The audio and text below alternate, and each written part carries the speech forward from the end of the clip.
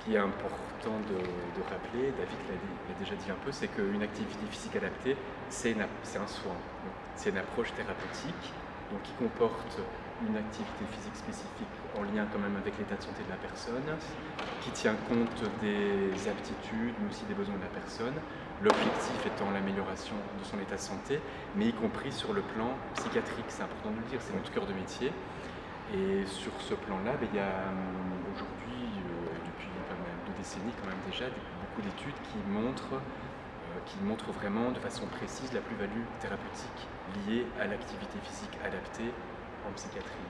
Que ce soit pour des pathologies un peu plus complexes ou plus spécifiques comme la schizophrénie, c'est vrai qu'il peut y avoir une forme de difficulté à communiquer avec l'extérieur, l'environnement. Le contact est peut-être moins spontané avec les personnes, il peut y avoir une forme d'apragmatisme. Donc en fait la mise en route et la stimulation que peut créer l'activité physique est vraiment intéressante à ce niveau-là.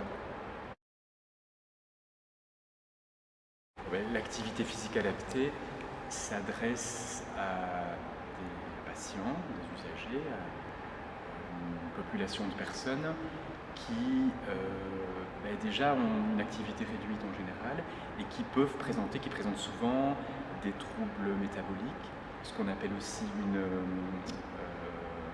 morbimortalité, donc des risques sur le plan cardiovasculaire qui sont plus importants que de la population générale. Et donc l'activité physique adaptée cible particulièrement ces personnes-là. Du fait de la sédentarité, il y a les problèmes d'obésité, d'hypertension artérielle, de diabète ou de prédiabète. Donc il y a quand même cette notion importante en santé mentale et je me demande une question de santé publique. Et oui, les préconisations de santé publique incitent largement la pratique de l'activité physique et du coup ça s'adresse vraiment à tout le monde et à plus forte raison à la population prise en charge en psychiatrie puisque des études ont largement démontré que leur espérance de vie était significativement réduite.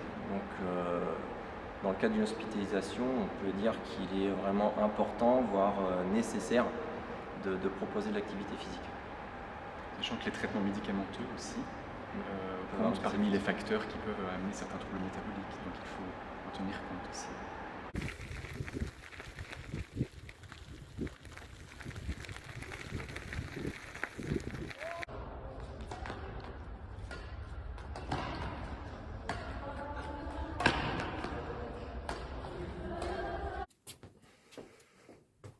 On ne saute pas, un pied après l'autre. Moi, je me saute bien, enfin, Stop! Bien sûr, l'activité physique adaptée, on va revenir sur le terme, il repose sur ces infrastructures, mais surtout sur l'expérience et la compétence des soignants, donc infirmiers spécialisés, qui travaillent sur prescription. Mais j'aurais envie de dire que donc, la prescription médicale, c'est un peu le cadre, le point de départ, mais à partir de là, les soignants ont une grande marge de liberté d'action thérapeutique. C'est quand même vous qui déterminez les modalités d'accompagnement, même le choix des activités. C'est ça. C'est votre compétence. L'intérêt, c'est aussi que le patient puisse choisir son activité, puisque c'est un gros point intéressant pour son investissement, son engagement, et le fait qu'il puisse s'inscrire sur la durée, en fait, et c'est beaucoup plus bénéfique aussi d'avoir un investissement sur le long terme pour avoir des résultats positifs.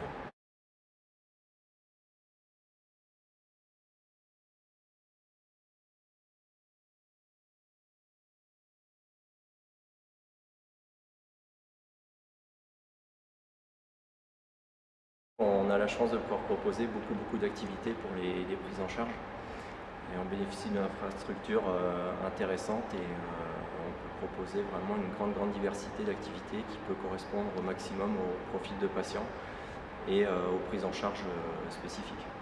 On peut faire de la randonnée, que ce soit pédestre ou à vélo, des activités aquatiques. Donc on va sur le centre aquatique, notamment là, de Rodez, qui est très bien équipé. On peut aller aussi faire de la pétanque sur l'extérieur dans un club, du tir à l'arc également. Donc ça laisse déjà pas mal d'activités possibles.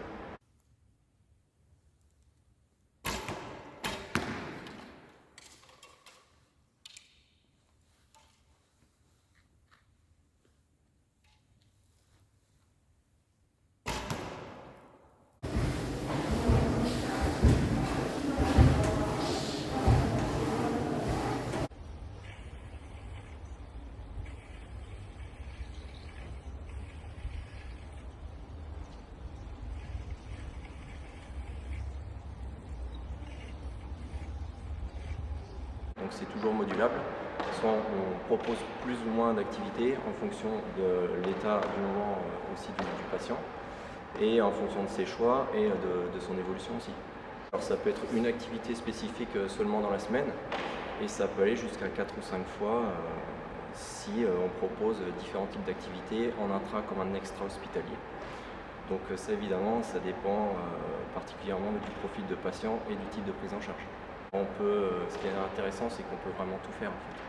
On peut faire des prises en charge ponctuelles et individuelles comme des prises en charge vraiment collectives avec des sports d'opposition, des sports de collaboration. Donc l'éventail est vraiment très très large.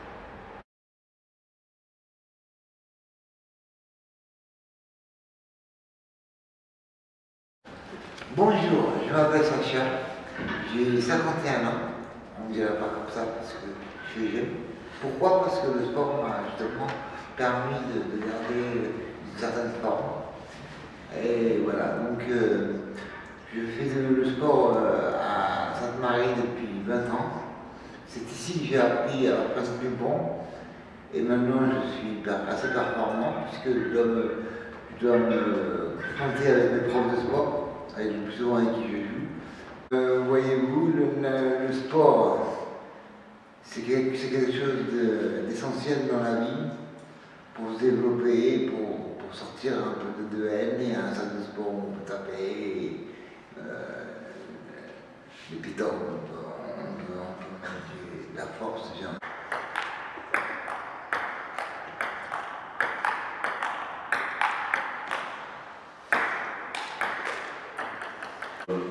J'ai été hospitalisé à Sainte-Marie presque 5 années et maintenant ça fait 6 ans que je ne suis plus hospitalisé. Je voulais remercier beaucoup les profs de sport parce que ça nous convainquait que l'hospitalisation était moins dure parce que j'ai été dans un autre hôpital où il n'y avait pas de salle de sport, il n'y avait pas de cafétéria, c'était beaucoup plus dur. Et franchement, si je devais revenir à un endroit, ce serait Sainte-Marie parce qu'il y a le sport et voilà. Sur l'hôpital Sainte-Marie, j'ai fait le tennis, le badminton,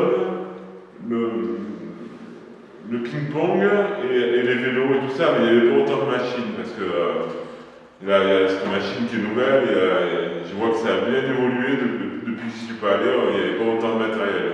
On a un bien-être quand on a fait 1 heure ou 1 heure et demie de musculation, les endorphines et tout, ça provoque quand même du bien-être. Ça m'apaise. Et puis des fois, j'ai des petites voix qui me travaillent, même si je suis bien soigné.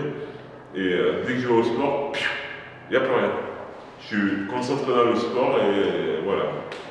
En fonction des pathologies, et j'oserais dire de l'histoire aussi de chaque patient, des représentations qu'il peut avoir par rapport au sport justement, ou de l'activité physique. Donc il y en a qui vont avoir besoin, comme vous dites, pour être stimulés de challenge, entre guillemets, donc c'est toujours bienvenu, et d'autres personnes qui vont pas vouloir se mettre la pression et qui vont vouloir faire une pratique beaucoup plus posée, sans objectif justement de performance. Il y a toute une dimension motivationnelle importante avec les patients, peut-être dans la population en général. Mais il y a cette notion aussi, en tout cas en lien avec la réhabilitation, de s'intéresser à ce qu'on appelle le rétablissement subjectif, c'est-à-dire ce que les personnes elles-mêmes disent des bienfaits ou du bénéfice thérapeutique liés notamment à l'activité physique. Et c'est vrai qu'il peut y avoir cette notion parfois de challenge, il peut y avoir le fait qu'on se sent mieux dans son corps d'une manière générale, qu'on perd du poids, l'apparence physique, et il y a aussi une dimension sociale importante. Parfois la motivation principale va être de ce côté-là, et c'est vrai que nous proposons un grand nombre d'activités physiques adaptées en collectif.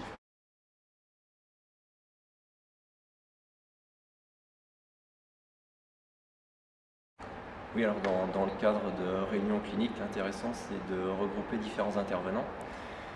Et ce qui est intéressant avec l'activité physique, c'est qu'on intervient essentiellement en dehors des unités, et donc dans un cadre différent. Et du coup, on peut analyser des situations avec un regard particulier et avoir des observations vraiment riches et qui viennent agrémenter l'expertise qu'on peut faire ou les remarques qu'on peut faire. C'est très précieux ces moments cliniques d'échange parce que vraiment il y a un apport donc, les infirmiers. Et puis c'est là qu'on peut repérer les effets thérapeutiques et ce qui se passe dans le cadre de ces activités qu'on ne voit pas forcément dans l'unité de soins. Souvent les équipes soignantes des unités sont positivement surprises de ce qui se passe et on peut s'appuyer aussi sur cette dimension, ce levier thérapeutique pour avancer dans le projet de soins. Donc c'est très important cet encadrement en effet. Je pense qu'il faudrait inviter les médecins psychiatres et les prendre sur quelques activités, les médecins prescripteurs, pour qu'ils puissent constater par eux-mêmes subjectivement le bénéfice de l'activité et être davantage prescripteurs.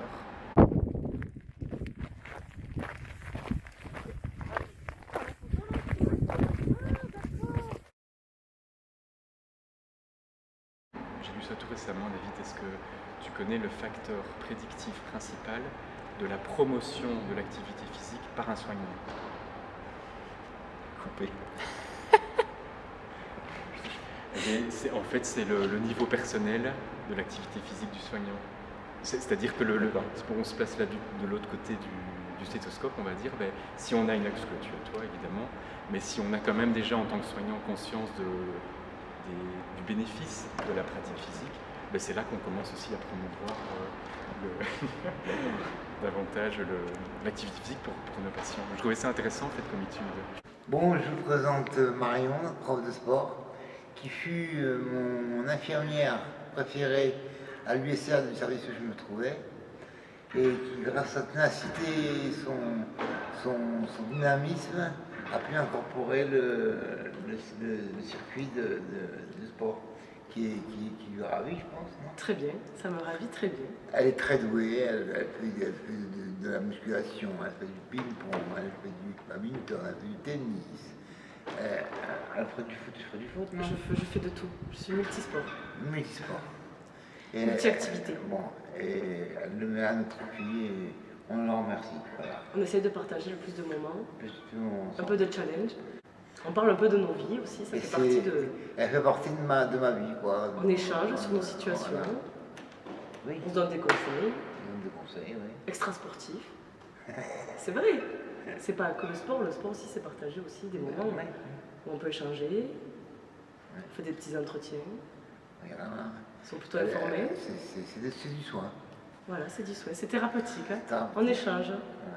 Longue vie au sport!